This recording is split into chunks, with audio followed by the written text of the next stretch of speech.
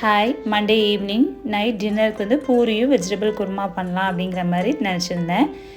ஒரு 2 நாளாகவே கிரேவிங்ஸ் இருந்துகிட்டே இருந்தது. நல்லா குருமா வச்சு சாப்பிடணும் போல். குருமா எப்போவுமே சப்பாத்திக்கு வைப்போம், பட் ஆனால் பூரிக்குமே சூப்பராக இருக்கும்.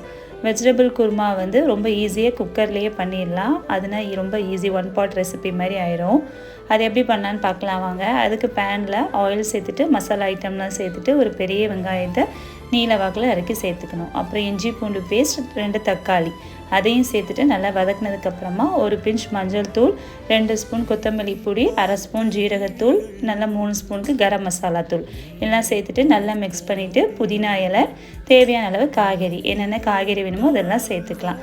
சேர்த்துட்டு அரைக்கிறதுக்கு தேங்காய், கசகசா, முந்திரி பருப்பு, பச்சை மிளகா இதெல்லாம் சேர்த்து அரைச்சிட்டு அதையும் தேவையான அளவு தண்ணி ஊற்றி சேர்த்துக்கணும். அப்புறம் ஒரு பிஞ்ச் சுகர் சேர்த்துட்டு 3 விசில் வச்சு எடுத்தோன்னா குருமா ரெடி.